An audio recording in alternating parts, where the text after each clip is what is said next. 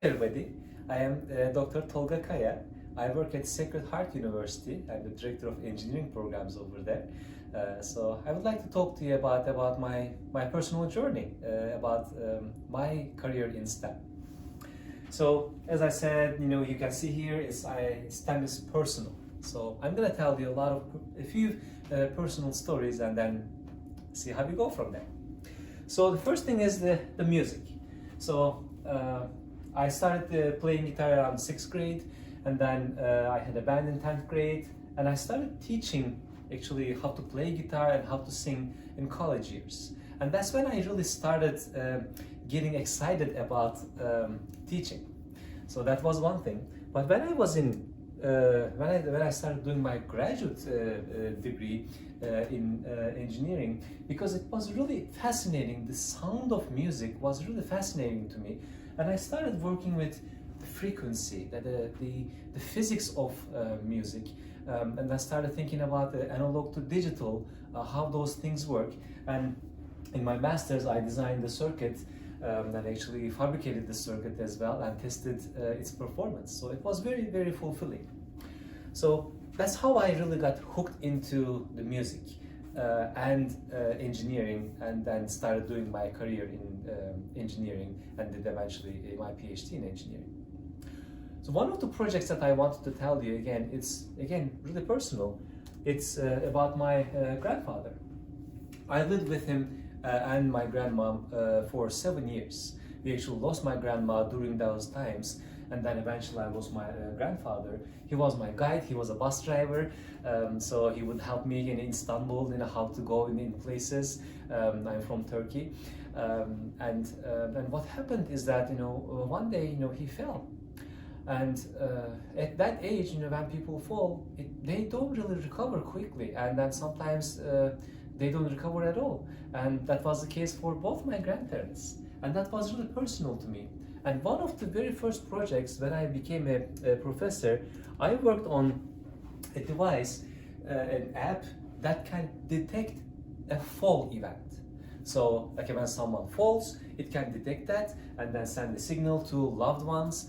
So we worked on collecting that data on the phone using the accelerometer on the phone, finding those events and then saying that, okay, so there was a fall event. And we were able to distinguish them from falling or standing or lying on bed, and we were able to figure that out. So that was again a fulfilling project.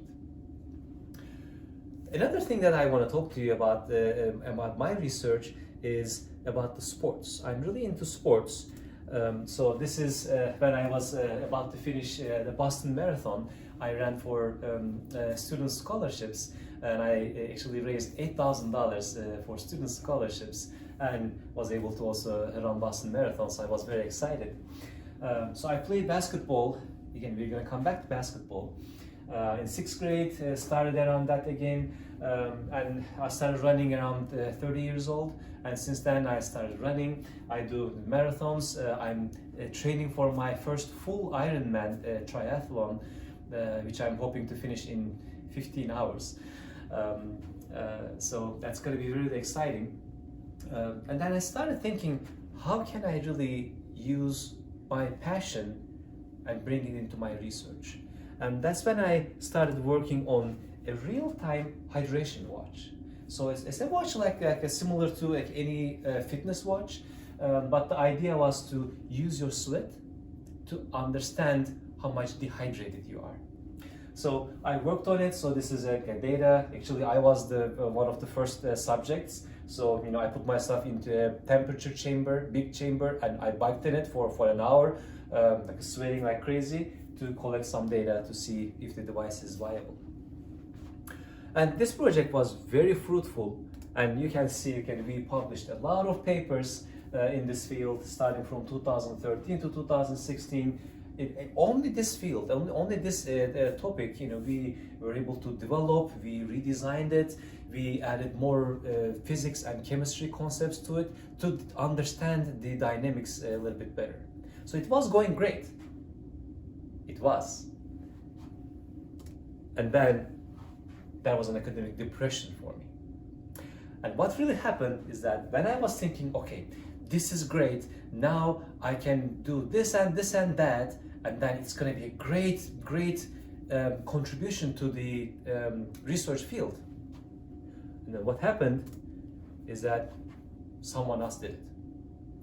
I got the paper, I looked at it, and I said, yep, this is exactly what I would have done. You did exactly what I would have wanted to do. So that's great. Good job. Kudos. Now what am I going to do? So this was published in Nature in 2016, just around the time that I actually had published in a very good journal article, but of course they beat me to it. So then I started thinking, okay, so is this the end? Do I need to now completely change my research field? Then I said, no, well, let's think what they didn't do. So I spent a couple months on this, and then I figured out, you know what? They did not really look at the rate of sweat, how fast you are sweating. So I decided to do on like a sweat rate analysis, and then I designed this, very complicated conceptual diagram. Again, spent a couple months on this, and eventually we did some human subject trials again, and well, it actually worked. So we were able to tell the rate of sweat. Again, I was one of the subjects, so I was really pushing either hard on the bike or like a slower. We chose bike because so you're stationary, so we can do the tests a little bit better. And I said, you know what? We can go a little bit more on this, and then let's make a small real-time sweat rate app. So we connected things with the Internet of Things. We used the cloud servers, and we were able to get the information and then look at your real-time sweat. And I said, I have one more thing to do. Doing all these tests, it was fun. I was really doing the nice. I was getting a nice workout, but it wasn't easy to recruit some other subjects. So what I decided, I said, you know what? Can I make a device that would sweat? So that was the idea of our sweating arm. So this kind of like a silicone mold arm that has holes. Maybe you put our device on it, and we were able to test. And you can see like all these tubes over there. Here's a better picture. So we did it in different tubes and mixing salt and water with all the pipes and all and the stuff, and we were able to do it. So I was really happy with that. And then this was my transition from Michigan. I was at Central Michigan University, and I transitioned to Sacred Heart University. I'm sorry. And then when I started thinking about again, let's go back to basics. Again, still sports, but now we're talking about all these data analytics, what's going on in these fields. Let's look at basketball. So what we decided, let's collect a lot of data. We collected data from a loop strap, something like this, and then we collected polar heart rate data. We collected surveys. We collected their training load.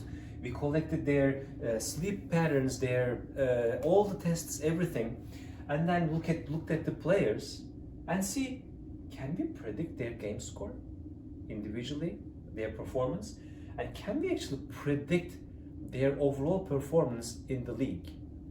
So we have a Division I basketball team, and we had our women's team participate in that study, and we actually were able to do the pretty good stuff. So we were able to predict their performance, and we were able to predict their injuries. So that was pretty cool. So these, when you see like a green numbers, those are the ones that we predicted correct. The ones with the red, those were the ones we predicted wrong. But if you look at the numbers, we were pretty successful on looking at these. And injuries, just think about it. If you can predict that a player is going to injure next week or has a high chance of getting injured, that's pretty big. So this was all my research, and that's currently what's going on. And I want to tell you one more thing. So that is about being an advocate and thinking about our society, our community. So Uh, when I was in college, I protested the tuition rates in Turkey. I said there's too much tuition. This is causing a lot of issues for the families, and I actually got into trouble for that. I was about to be kicked out from college, and one of the actually young professors reached out to me saying that you might want to become a professor eventually because then you can speak for them more better. So that was interesting, and now here I am at Sacred Heart University, and tuition is not free. So what I did last year, I applied to National Science Foundation to bring in some money, and we were successful. We got $1.5 million to give scholarships to low income and good students, to the high GPA students. So we were able to, we actually started this year, so we have about 10 scholars this year in our school, both computer science and engineering, and we were able to give them $10,000 per year per scholar. So that's something that I really feel good about it. So I want to tell you two more things, just tell you what I'm happy about in my work and then this environment. So one thing is definitely I have flexible hours. So I'm recording this video in the middle of my day at work, so that's cool. And also it's a freedom to innovate and fail. I assume you had a lot of experiences working on projects that worked, that didn't work. So that's all cool, and I enjoy that innovation and the failures because I learn a lot from failures, sometimes more than my successes. And also my customers are always young, so dealing with students and learning from them, what they like in terms of music or sports, talking about them, so that's pretty cool. I enjoy that. And lastly, I wish I got involved in research in high school. I really enjoy research. I really enjoy digging deep, finding the reasons, understanding why it is not working, and finding the solution. That thrill, I really enjoy that. And I wish I got to do that in high school. It wasn't an option for me. It wasn't available for me. But all of you here in your middle school, high school, you are having that opportunity. So take it to the next level. Reach out to other professors, reach out to me, reach out to other people to see if there are other opportunities, if you can work on their projects, or if you can get help from for your projects. And I wish I studied harder in my first years in college, so that was interesting. I was more of a musician and a social activist than an engineering student. So after 2 years, I realized and I was able to focus on my classes more, and well, I was able to do well enough that I actually went to the graduate school and then did much better.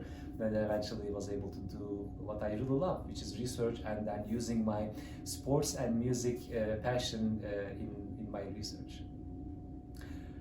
Well, thank you very much for listening. If you come all the way to listen to this video, I really appreciate it.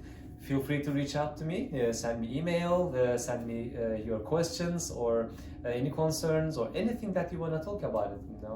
I'm here at Sacred Heart University. Again, my name is Tolga Kaya. I really wish you the best.